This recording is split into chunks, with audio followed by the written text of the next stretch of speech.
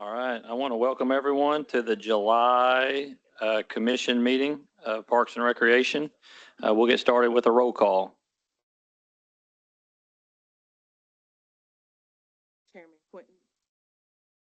Chairman Quentin Whiteside, Here. Vice Chair Shamia Woods, Commissioner Samuel Ellis, Present. Commissioner Cannon Fletcher, Also present. Commissioner Summer Campbell, Here. Commissioner Amber Tigan, Commissioner Nolan Hughes, City Director Cappy Peck, City Director Andrea Lewis, Deputy City Attorney Simone Black. We have 4 commissioners present. We have a quorum. Well, great. Well, let's take a few minutes to look at the June meeting minutes to see if anybody has any questions or comments they want to add. Was Amber not here last week? I thought she was. Oh, last month? Yes, she was here last meeting. Okay, I think you have her as absent on the June 10th minutes, so let's keep that in mind. Yes, we made note of her. She's absent on these minutes as well.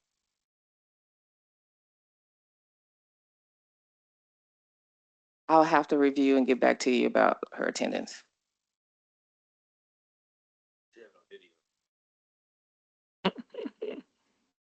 You said she is or she isn't? Oh, no, I said we should have it recorded on video. We do. Thanks, Sam.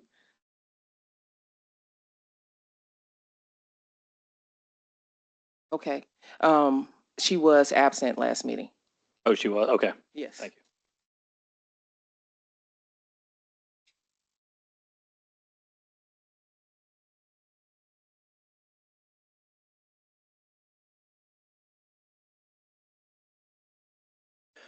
All right, does anybody have any comments or questions about the June meeting minutes? All right, do I have a motion to approve the June meeting minutes as stands? Motion to approve. I'm so sorry. There is a change that needs to be made on page 2 where it says under unfinished business, first paragraph where it says city clerk's plans, it should just be city clerk or an apostrophe S. Okay, any other changes that have arisen since our last comment? All right, seeing none, we will, I guess the motion was never agreed to, so that it's no longer pending. So now we will, do I have a motion to approve the meeting minutes from June 10th, 2026 as amended with a comment from Simone or Ms. Blagg about the apostrophe S on clerks? Do I have a motion? Motion. Move Okay. the motion. Is there a second? Second. All right. Anyone opposed? All right. Hearing none, the approval of the June meeting minutes passes. Let's go to citizen communication. Is there any citizen communication out there today? All right. Seeing none at this time, let's move on to presentations. We have Resmond Tennis, the Little Rock Open recap.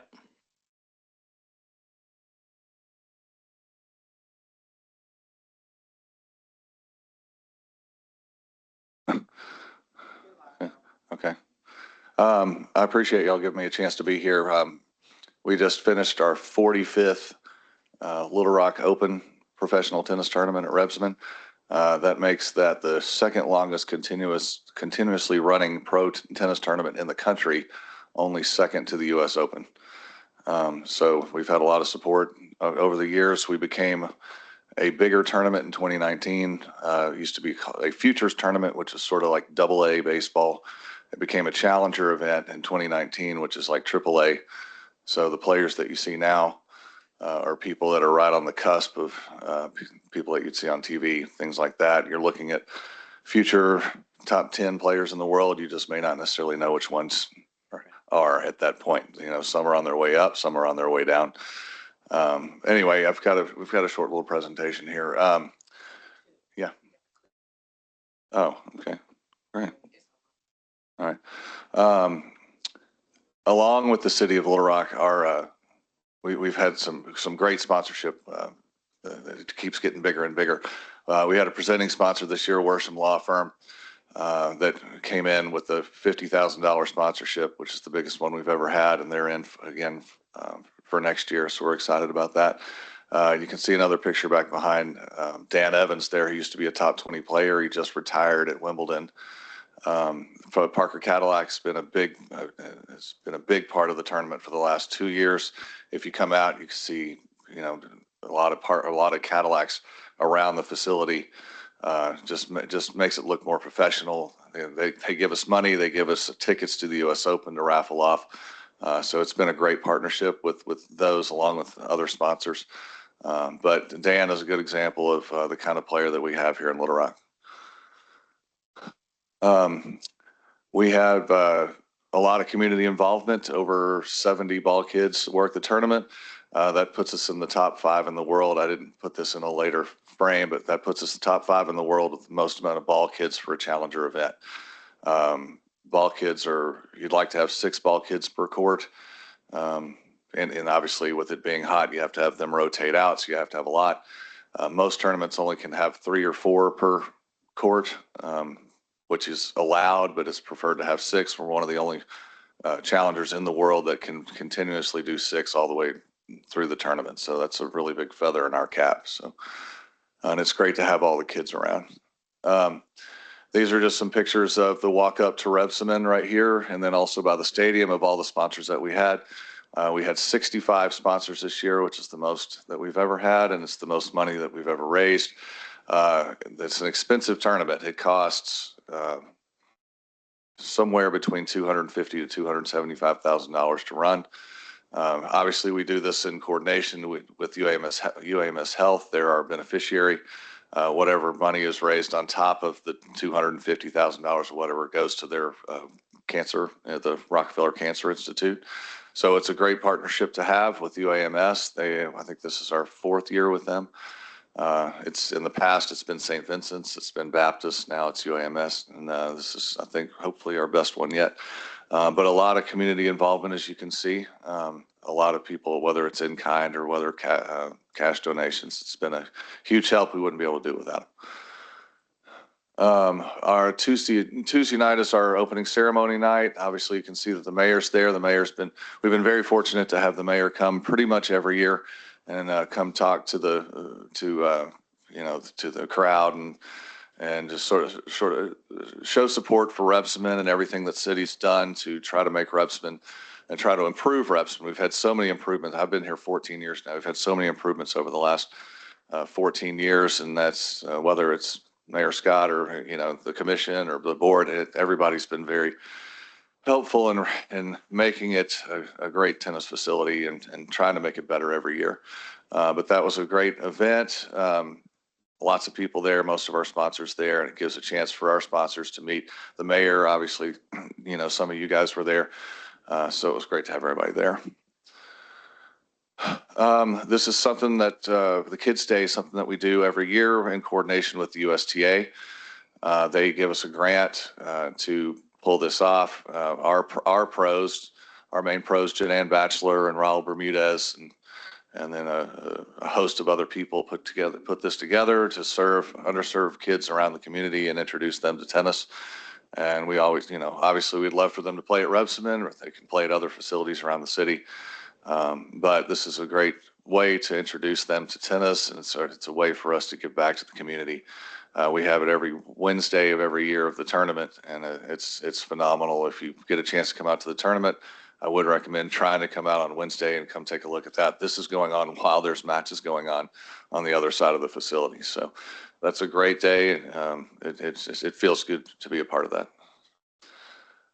This was something new that we did this year. We did an art contest in which brought in, so what we did, we were going to use the winners. We had a kids winner and adult winner and put those on T-shirts, on the back of T-shirts and sell those. But the bigger thing is just to get more people involved who don't necessarily have any connection to tennis whatsoever. We got to put it out to all the schools around the city, and they all, many of those schools did a project and turned them in, and then we voted on, you know, who won the kids division. We put that on a specific Kids Day shirt, and then the picture on the right you can see is the one that the adult one that won, that we put on some posters, and then also some shirts that we did for resale. Just again, the biggest thing that we're trying to do is trying to get people that don't necessarily know anything about tennis and trying to make them a part of it, see if we can get more people out to see the facility. And that was a huge success considering it was our first year. You see some pictures there that we posted. There's a lot more than that. Those were just, we didn't have room for everything. But just another great little thing that will grow moving forward. The week before the pro tournament, we have something called a wild card tournament. Tournaments are allowed wild cards.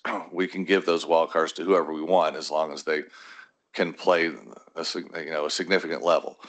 We decided to do a wild card tournament for that so people could play their way in. And you'd be shocked at where people come from to try to come play this. It's just a single elimination, but if you win it, you get into the main draw singles. If you lose in the finals, you get into the qualifying. And then for the doubles, if you win the doubles, then you get a main draw into the doubles wildcard. This year, we were very fortunate to have a couple of Arkansas Razorbacks win the doubles wildcard event.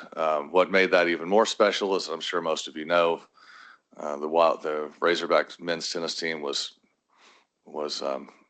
taken away for about a month. I'm sure you'll probably all heard about that. This was about 4 days after it was reinstated. So there was a lot of enthusiasm and love for it. So that Tuesday night of the opening ceremony, they got to play. They not only won that match, but they actually got all the way to the finals, which is very, very rare for a wild card team to get all the way to the finals, beating legitimate teams. So that helped, not to mention that helped a lot with how many people would come out to the tournament, even with all the rain that we had. We had great numbers, and it's no small part to having Razorbacks play. That being said, with all the rain that we had, that doubles final was finished up around midnight on Saturday night. You can't really tell there. I didn't have some great pictures, but it was amazing how many people stayed to the end. We usually only supposed to have 3 matches on Saturday night, but we had 8 because we were so delayed. Those are our winners right there. They beat the Razorback team in the finals. And the reason that we had to play it that late is that one of those 2 guys that won the finals had a match the next morning at noon at a different tournament in Tyler, Texas. So we had to play it that night. But it was a great atmosphere. I don't think that many people would have been out if it weren't Razorbacks, but there were a lot of people there. So it was great. That's just a picture of what the whole week looked like. Lots of rain delays, pretty much every day starting on Tuesday. Late rain delays, lightning delays, heat delays, technological delays, court delays. So, I mean, we had it all. So everything was thrown at us, but we were fortunate to get through. And this was our finals day. We had a lot of people out there. The color guard comes out and does something every year for us. We have somebody sing the national anthem. For 3 years, we've tried to get a flyover from the Air Force Base. They agree to it. Everything's great. And then all 3 years, something happens and they can't do it. 1 year was because of a flat tire. Just so you know, the players that you see there, the one on the right is Colton Smith. He's the one that won the tournament. They're both Americans. Second time we've had an All-American final. The one on the left's Michael Moe. It was always great to have an American final. We had a lot of people out there. Unfortunately, we had a heat delay right in the middle of the match, and then it took like 2.5, 3 hours. We had a lot of people leave. Obviously, we had a lot of people come back when it finally came back. Not as many as we would have liked. It's not like everybody's going to come back, but considering all of the challenges that we had, it was still a very successful tournament. We had electronic line calling this year, which if you watch tennis on TV, you'll see that's what everybody's doing now. This was our first year for that, which was a big help from the USTA and the ATP, which is the men's professional organization, to make that happen. We'll have that every year from now on. And that's just makes the tournament more professional. Just a couple of notes about the tournament. We had over 3,500 people at the event, at least 300 to 400 every day. Definitely the most community involvement we've ever had. The tournament routinely gets the players do, they actually do a thing with players every year. We get voted in the top 20 of any challenger around the world every year. We're actually ranked #1 in hospitality, which isn't a surprise. Southern hospitality is a real thing. When we do our very best to make sure we max out on that, we do a lot of different things like drive these kids. I say kids, they're 25 years old, they're kids.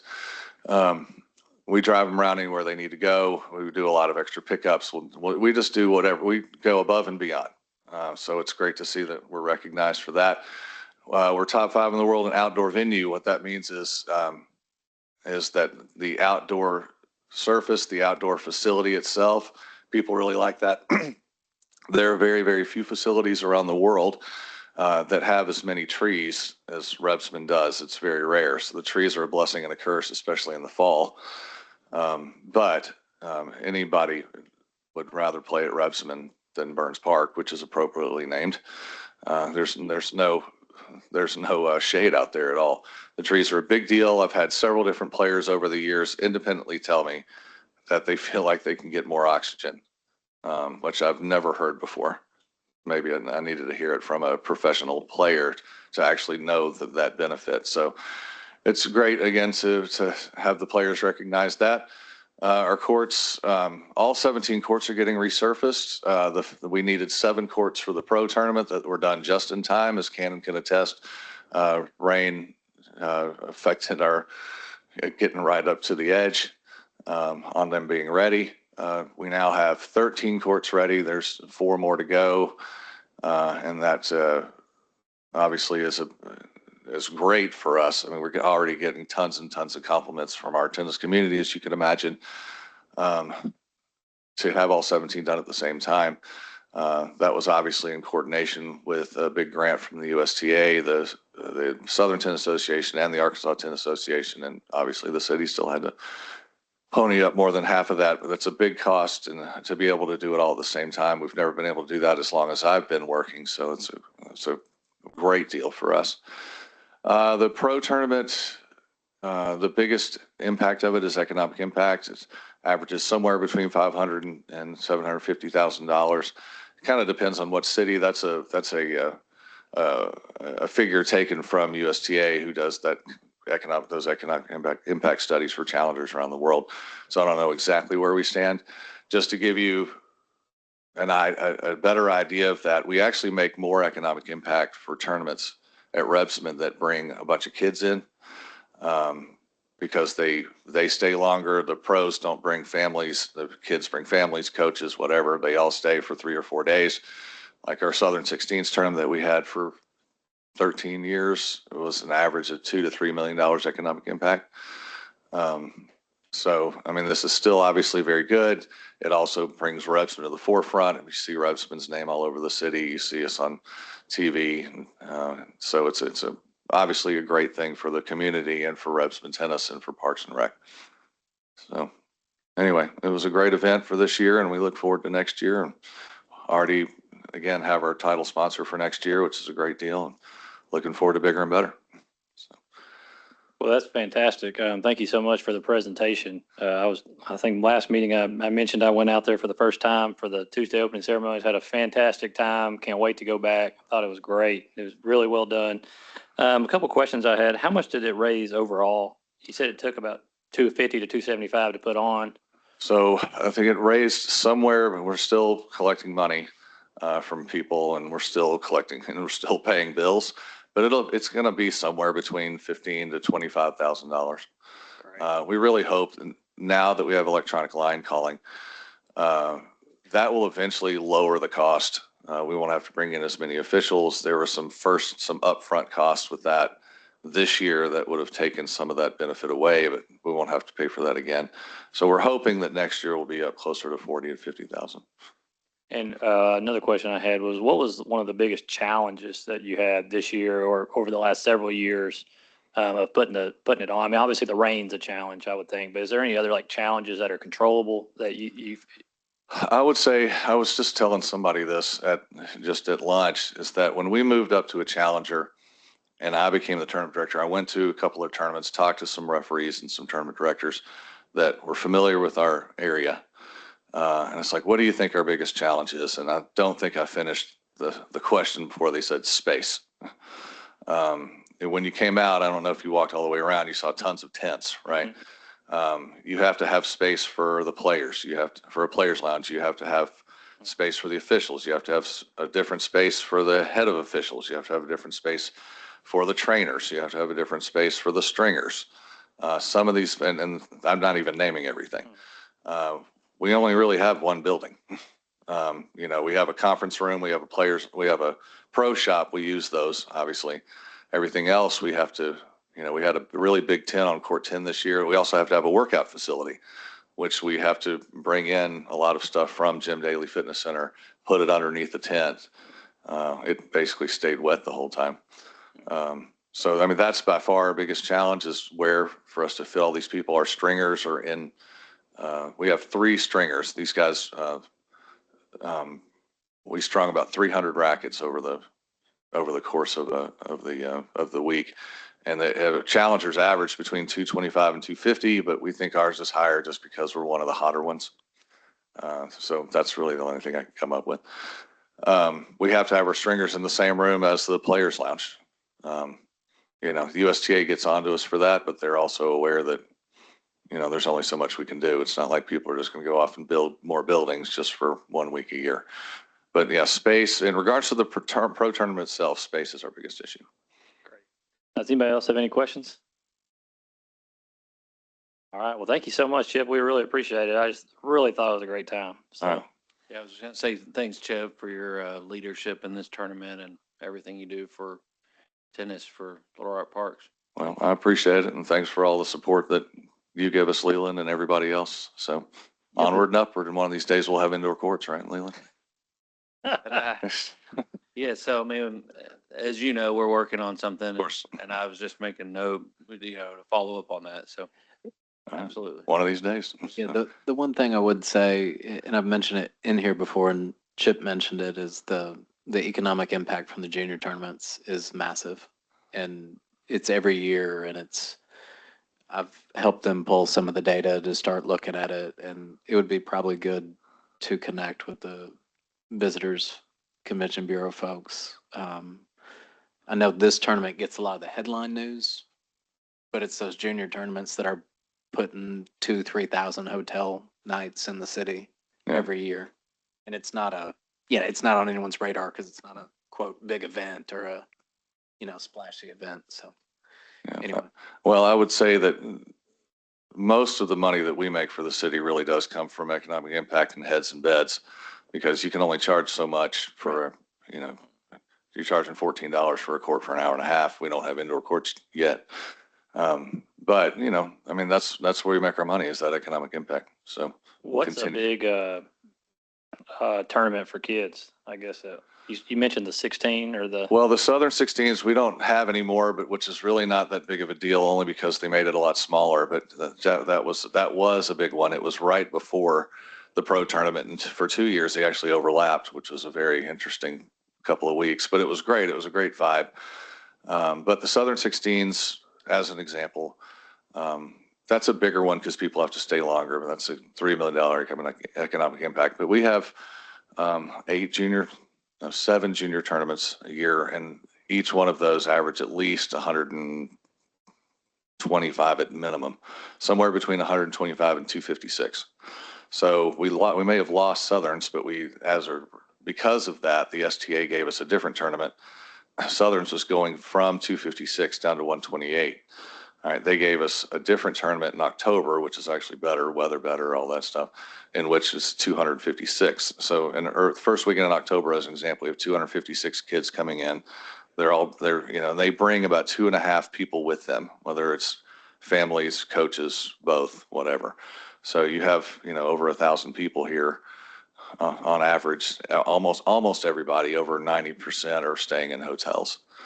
And we have lots of those. So those are really those are really those are our bread and butter. And we also, just so you know, I think, I really feel like I should mention this, and this was a really big thing that Leland helped with. So we got all LED lighting a couple of years ago. That has been a massive, massive upgrade for us. Our USTA teams, all right, in which we have adult team tennis, all right, which is a very big deal in Arkansas. There's not a lot of clubs that do their own leagues anymore. They play USTA tennis. We doubled, almost tripled in 1 year, the first year that we got LED lights. Our lights we now have the best lighting, not only in the state, but probably in the South. The tournament director or the tournament referee who came in, from a different country, talks about how unbelievable our lights are. People want to come play at Repsman at night. And now, I don't want to pick on Burns Park, and they have more courts than us, and they do have indoors, but they used to have more USTA teams than we did simply because of the indoor court factor. All right, it's like a ghost town at Burns now, as long as the weather's okay, because our lighting is so much better. So that upgrade alone has helped so much, and that helps with other things too, whether it be pro tournaments, whatever. So as long as we keep making those investments and upgrades, it's just nothing but up and up for Repsman. Awesome. Well, thank you so much. We appreciate it. All right. Thank you, guys. All right. Next, we'll move on to director's report. Has everybody had a chance to review the staff reports? Does anybody have any questions within those?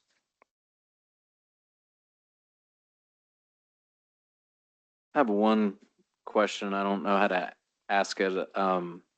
On the safety reports, there's a thing usually on fire extinguishers and smoke alarms and defibrillators, and usually the inspections aren't very high. Like, is there any liability or issues with not? What page are you on? Are you? It's usually in Courtney's report. Let me find it specifically. Now, if I could interject, the deputies are slated to give a brief overview of their reports Oh, okay. before we start Oh, gotcha. going Sorry. into questions about them. So, Perfect. Perry, if you could just hold on for just one moment. Okay, so you want to do just everybody? Their staff reports, yes, and let them give a brief overview. Okay. Okay, yeah, okay. Well, let's start with it. Administrator Angela's the deputy of our Yeah. administrator. She's not here, so you Okay. can move on to the next one. Let's do operations then. You want to hold your question? And let's just do this. We talked a lot already, so let's just keep it to like 2 minutes if you could, or hit the highlight. Okay, great. Afternoon, I can, just mostly want to be available for questions, but the one that I'll just highlight one that we're really proud of if you haven't been out, and that's the project at Alsop Park. In addition to just getting the new playground completed and done, we were able to resurface and regrade a lot of the trails around there, and currently they're replacing the second bridge there. It should be done tomorrow, so it's been about 6 or 7 weeks in the works, but we've been able to accomplish a lot, and our crews have done a lot in-house there with some of the landscaping and stuff around, and worked with some of the adoptive flower beds, and actually have a kudos to some staff from some of the citizens in the community that they've worked really closely with, and the park's looking really good, so we're very proud. So just as a personal invite to go check out Alsop and all the work there. So it is the playground's all up and running, ready to go. I saw Congressman Hill even commented on how good Alsop Park is looking, I think yesterday at the event. So he was very impressed. So good work. If you drive by it on a weekend, you're parking out on Hillcrest somewhere on the road, it's packed. Nice. Yeah, so. Awesome. Okay. Anybody have any questions for Justin? All right, hearing none. Thank you. All right, let's move on to recreation. Is that Shawanda? We'll just keep it to 1 or 2 minutes if you could. Good afternoon. We're just, summer is here. Summer playground, our summer parks day camp is still going well. We had a few, challenges with the Little Rock School District was providing the lunches for us, breakfast and lunches. So they closed during the 4th of July holiday. And so we had our Mulligan's Grill from the golf course to provide breakfast and lunch. They catered for us. So we were able to continue to have our camps open at our 4 locations because 2 of the school sites was closed due to the closures for the holiday. So we made it through that. Everything is going well. Well, that's great. Does anybody have any questions for Shawanda? When does the summer program end? June the 23rd. July 23rd, yes. So we're gearing up for track. We'll have a track meet this weekend at Catholic High. And so kudos for them for assisting us with our project for our track program. Our baseball season was over last week. And so we're just getting prepared for the school year. We'll be opening up August 1st for our after school program, Star Student After School program. And so we're just struggling along with everything for the summer. Awesome. Any other questions? All right, thank you. We really appreciate it. All right, Perry, do you want to answer the question about the, can you re-ask it, Cannon? I've already forgotten. It's just about the fire extinguisher, smoke detector, defibrillators, just That's on, percentages are low. I saw that on page One of his. one of his report. Okay, yeah. All right, good afternoon. Perry, Safety Training Coordinator with Parks.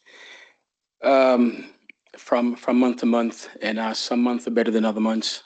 June happened to be a little bit low, but the things you see on the list really are the bedrock of organizational safety. The AED of fire extinguishers, of course, not being the least of those. When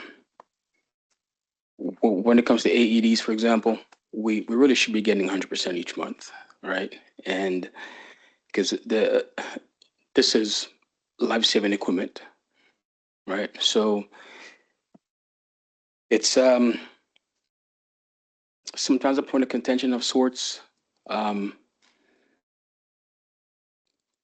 And I just think we really need to focus on these things. So whatever we need to do at the upper level, to make sure that all players involved in this are actually getting these inspections done. It's a line that I'll continue to push, right? But you're definitely correct. These percentages should be higher month to month, and it's just something that we're just continuing to address, and we'll just have to get hold of it and make sure that it happens, whatever we got to do, right? Okay, any follow-up? Oh, I have a follow-up too. okay, we'll let Justin jump in here.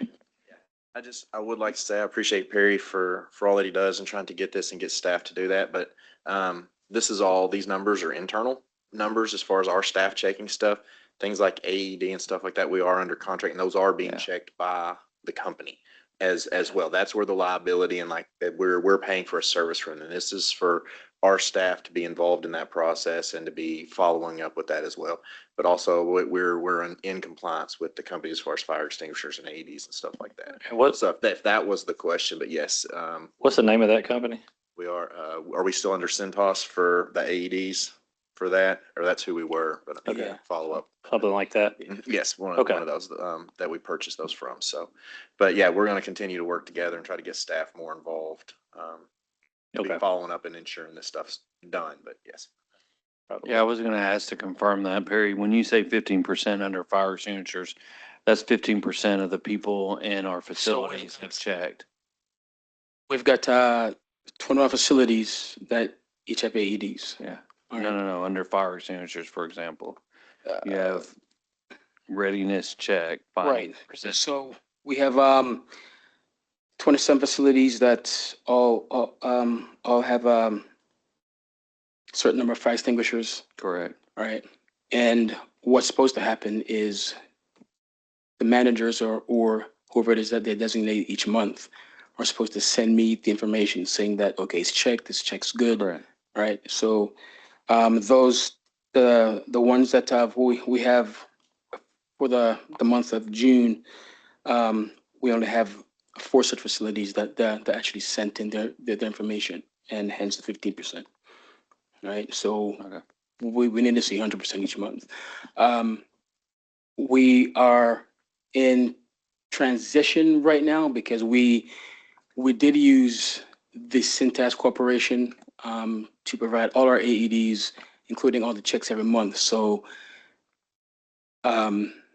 that was being done, and we were having a higher percentage when Cintas was on board. But we've kind of terminated the contract, or the contract or ran its course, and we decided for various reasons to discontinue that. So we're kind of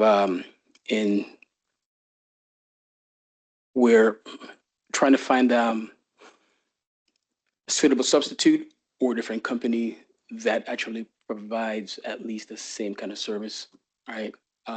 Ideally, it's not just purchasing AEDs and that's it, right? We would also like the follow-on services as well. Okay. So that's kind of what we're working on. We're kind of in that space right Okay. now. So Well, that sounds great. Well, why don't we put a pin in this for now? We'll follow up next month and see what the numbers look like for that. Is that okay? Yeah. Okay, great. that'll work. So, Thanks. next is BOD agenda items from previous month. The lawn service, is this you, Leland, talking about these things? Yeah, sure. Okay. I don't remember talking about the lawn service contract, but I'm happy to hear about it. These are board items that have already gone to the board in terms of. Oh, that's right. That we talked about including these just on the agenda. So if there were any questions, I'd be happy to talk about them. But all 3 of these have passed as of recently as last night. There is one other update I'd like to share, but Yeah, please. Well, let's go through. So the lawn contract, that's the one that helps cut the lawn. sure, yeah, so we put out Correct. bids, operation puts out bids for service contracts to help maintain our parks. We maintain half or more than the half of those by contract now. And ZMD is our major contributor who has won majority of those bids. And so we have 3 major bids that go out, and this is the last one that Justin and his team is working on.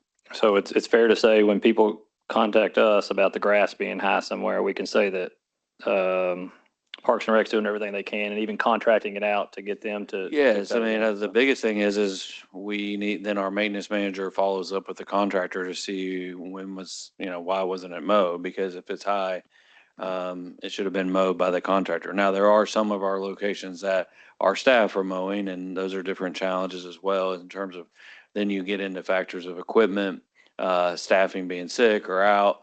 When we get down to lower numbers that we have in our staffing and maintenance, that creates more challenges. So we've in turn, turned a lot of this to contractual obligations for maintenance. So. Great. Okay. And then the MacArthur Dog Park shade structure. So the renaming, I read in the paper, the renaming passed. Yes, it great. passed. So luckily it was very nice that the family gave us, the Chisholm family gave us $100,000 for the project.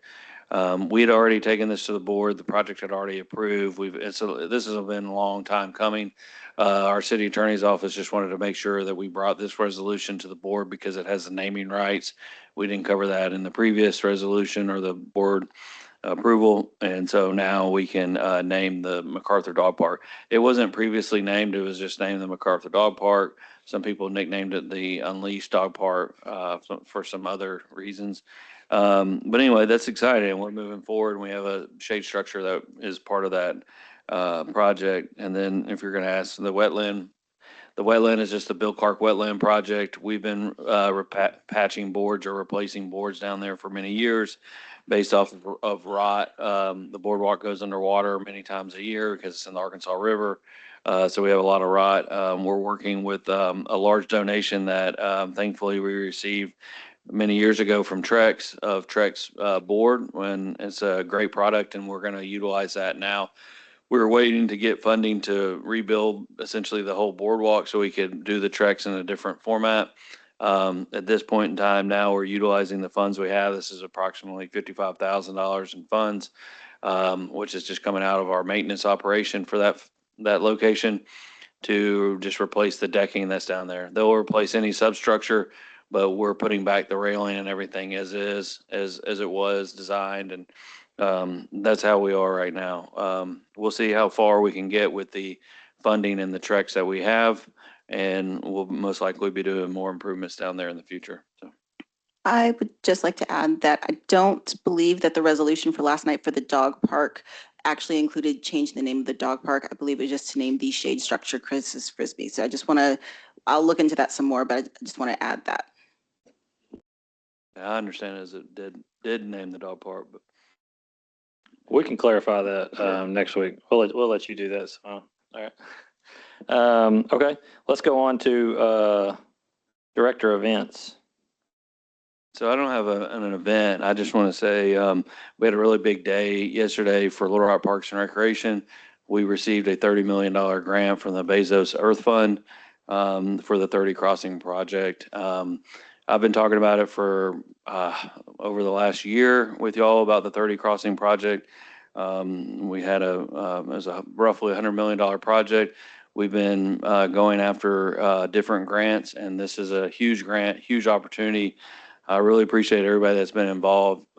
We've been working with the chamber, the state, being the parks over there, and the governor, all been great for this project, as well as RDOT has been great partner, and all of us came together for this grant, and we all applied together. And so big things for quality of life in Little Rock, and it's great. If there's any just initial questions on that, I'm happy to discuss it, but the next step is just moving forward with construction documents and more fundraising so we can get additional funds, and we have a goal to get it completed, the largest piece of it for the funding and for the additional funds we raise in a 3-year period. So we have to move fast. When does that start? Like, when does construction start, or boots on the ground? So we have a master plan that was completed last year. We're going to start tomorrow. No, we had a master plan that was completed. A master plan is just a really big vision, big conceptual plan. Now what we need to do is design development, schematic design, and complete construction documents, which will take a year to 14 months, depending on a million different scenarios, and permits and regulations and all that. Bid it. Construction typically of a project this size could take upwards of 2 years. So now if you put all that together, you can see the challenge, and I don't know, I started on it yesterday. So who's in charge? Who's in charge? Like, is it Parks and Rec in charge, or is In it charge of which aspect? like making sure this comes to fruition? I mean, I know a lot of people are involved in getting the money, but is like, where's the buck stop with? Is it the Parks and Rec project? It's a City of Little Rock City of Little Rock, project, okay. but it is I mean, the chamber took the donation, and I don't mean took it for people listening. They are the ones that are actually processing it, because it's not something that we receive or other foundations that we are aware of receive a $30 million donation. And ultimately, at the end of the day, the Bezos Earth Fund, who I have and others have been working with since about 9 months ago, wanted and chose different reasons of why this happened. And they wanted the funds to go into something like the chamber that have had proven economic projects like this. And they've proven that success to manage this type of capital, as well as there's reasons that we have matching funds to that 30 million that we have to raise. And that's while we're partnering with the chamber, because that's what they do as well. So there's the chamber that's doing that. Downtown Partnership is involved in this as well. Appreciate their help. They're doing different aspects of it. But ultimately, the design and all that will come through the city. The city has an agreement with RDOT already. We've already pushed all that through. We have an MOU with them to understand that what's built out there comes through the city and then is the city's responsibility with permit from RDOT to be able to do that. And then ultimately it's RDOT property. So RDOT, is responsible for it all. But if they want to modify something or they want to have some change in the design, we have to go through that process, because ultimately we're asking them to permit the construction that we ultimately want to proceed with out there. Does that help? Yes, very helpful, yeah. Does anybody have any questions for Leland on that topic?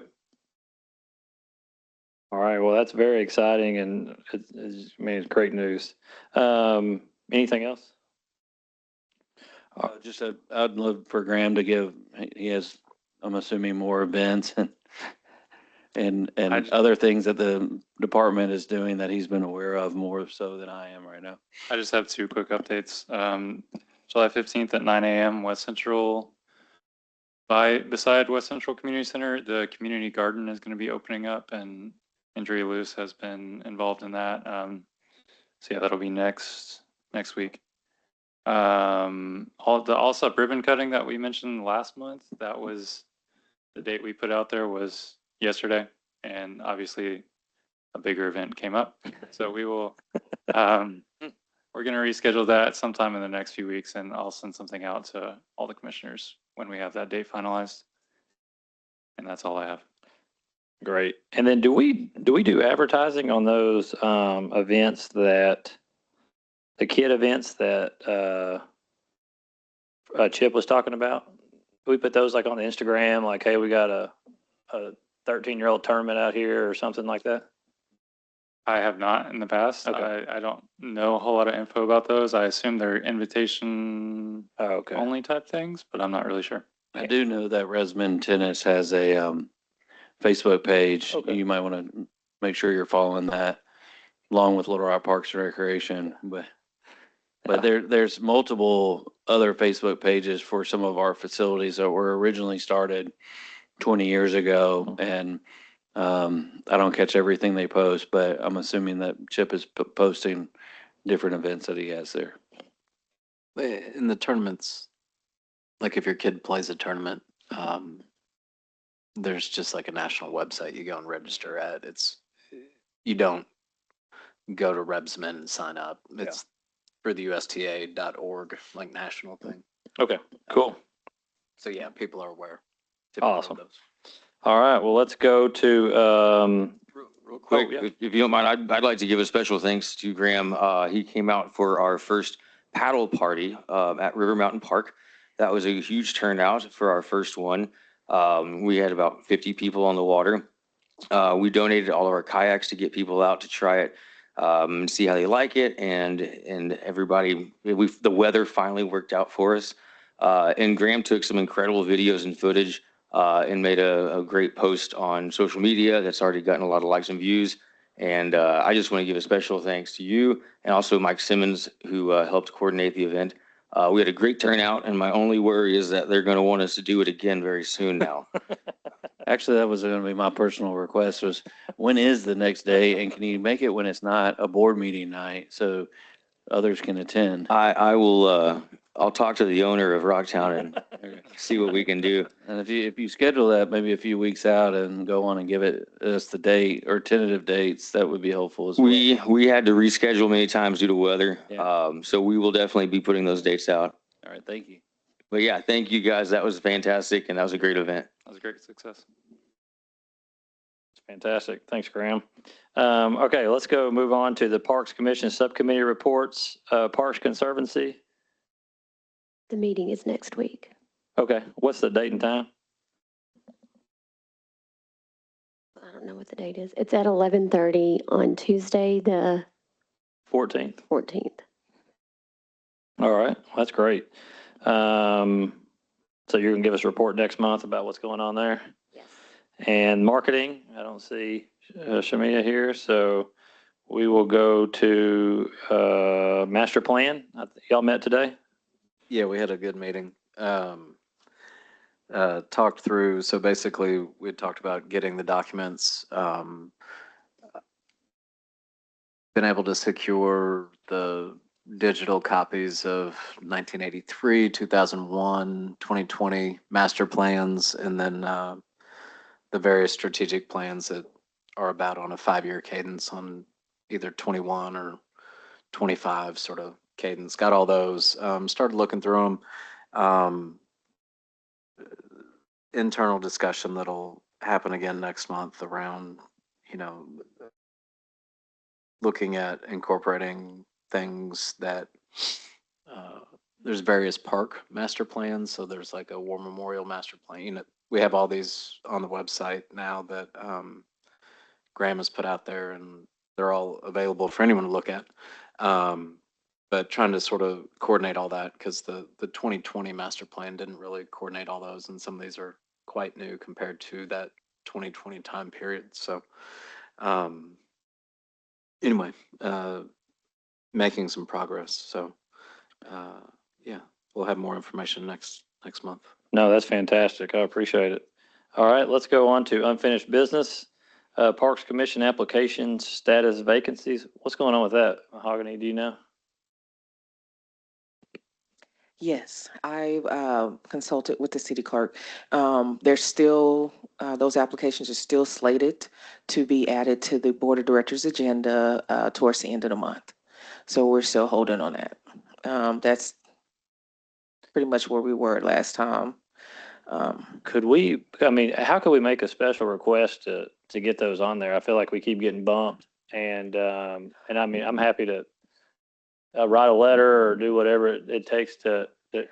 Well, so they are being bumped because there are other things that are having to take priority on the board of directors agenda. Mhm. And so,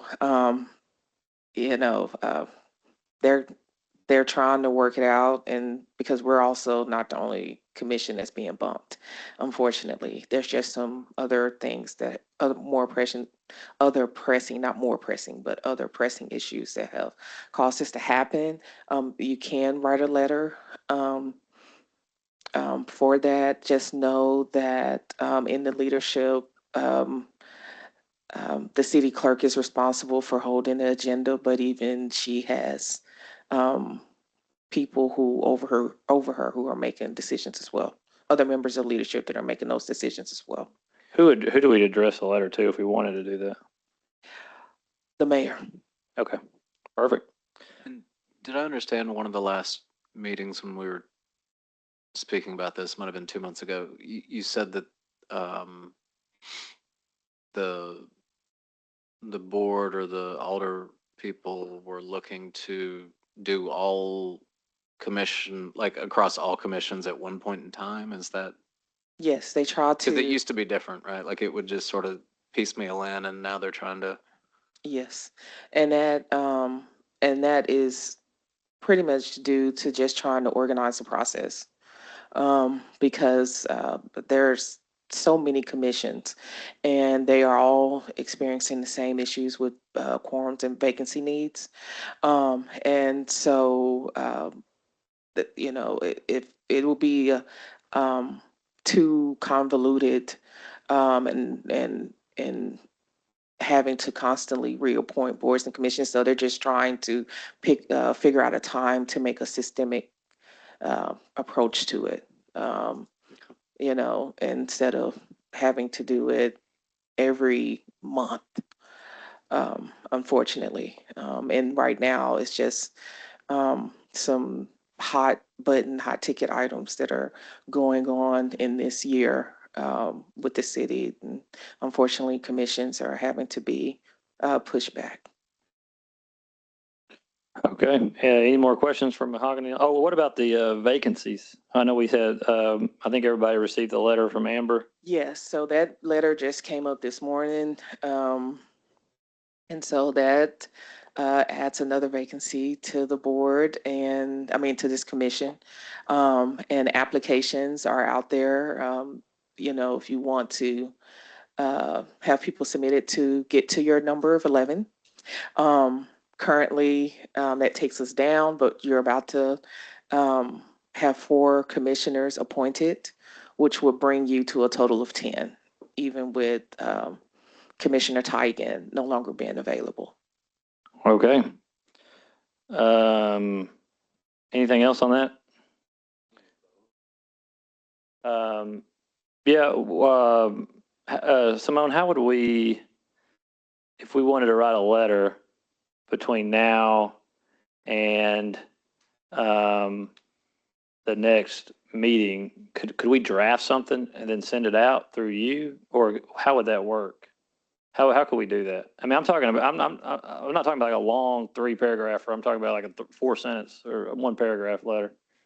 If you would want it to come from the commission altogether, then you guys would need to draft and then discuss and vote on it. And so you guys would have to have a special meeting to do that. Okay, here's what we'll do then. I'm sorry if I can interject Oh, yeah, one other please. thing. Our next meeting is August the 12th. These commissioners are slated to be appointed by the end of this month. Mhm. So in theory, they should be in attendance at the next meeting. But I could definitely understand the want to prepare in the event that they're not. That's exactly right. That's what I was thinking. You and I are on the same wavelength. So could we add to our new business or unfinished, could we add that we want to talk about preparing a letter in the event that the new commissioners aren't? How would we need to go about doing that? I think it would probably be best to have kind of a rough draft available. That way you guys can look at it in real time, discuss and vote, and that way it could be out at that week of August if we're not. Okay. That way, I feel like that would be the best course of action if you're trying to get it out, because otherwise you're looking at September if you don't do the special meeting. Okay. option. So here's what we'll do. Or can we suspend the rules and then all vote to do that and then pass it next time if they're not here? Yes. Okay. So here's what we'll do. Mahogany, the day that they're supposed to vote on it, if they don't do it, let us know. I'll prepare a letter and then we can look at it next week, maybe suspend the rules and then send it out if we need to. Yes. Okay, great. Anybody else have any questions on that? No, thank you. Okay. Next is the site visit dates for Foos Creek, Benny Craig float. Any update on that, or do we still have time to? We still have time. I think those Okay. are tentative dates. So I think that was just making sure everybody had that and had a chance to look at their calendar. Obviously, weather and events will take chance, but we hope those dates will still work for everybody. Okay. Everybody still got those on their calendar. We'll just leave it on unfinished business until we get to lock them in when we get the weather. And it's not a Tuesday, so I don't think. So Leland can come. All right. New business. It was already past 1, so unless anybody has anything on the March retreat discussion, I'll move on. Do we have a speaker for next week? Have we talked about that? Does anybody have any ideas of anybody they want to hear from? Next week will be August, right? So maybe we could have a full breakdown of the summer program. Would that be something that we could do?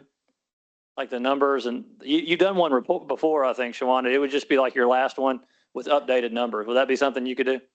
Okay, let's have the summer program. I just want to keep that on the forefront because I just love that program. Okay, great. And anybody have any agenda items they want to add for next meeting? All right, hearing none. Board liaison feedback, not here. Did they submit any kind of feedback or anything? Okay, that was nice. And then let's go to. Let me say they did. Cappy did say she wasn't gonna be able to make it. Okay. So, I mean, they didn't give us any feedback, but she did say she had an issue at the restaurant. Oh yeah, no problem. No problem. I was just She making sure. gave me some feedback yesterday at the meeting. I mean, there was 2 or 3 of us yesterday at the announcement, and I mean, she went out of her way to say, I like being able to point to you even if I don't get to talk to you guys because they get swarmed. Oh, yeah, All yeah, the yeah. people get swarmed, but she said, even if I don't get to talk to you, I am always pointing you guys out, going, look, the Parks and Rec commissioners are here, and pointing us out, even if we don't realize that that's. For sure. I meant that in a good way because. No, I know, but that was good feedback. I know, but that's good Yeah, no, that feedback is to great hear. feedback. Like, Yeah, no, for you know. sure. Yeah. Nope, no, I meant that all good. So, thanks for pointing that out though. And I'm sorry to interject, just one other thing real quick. Vice Chair Woods did make note of her absence as well. And I just want to make that notation. Cool. Yeah, we appreciate it. All right, our next meeting is August 12th, 2026. Do I have a motion to adjourn? I don't think we need to have a motion to adjourn since it's past 1. So anybody, anything else? All right. Thank you. Sorry, man.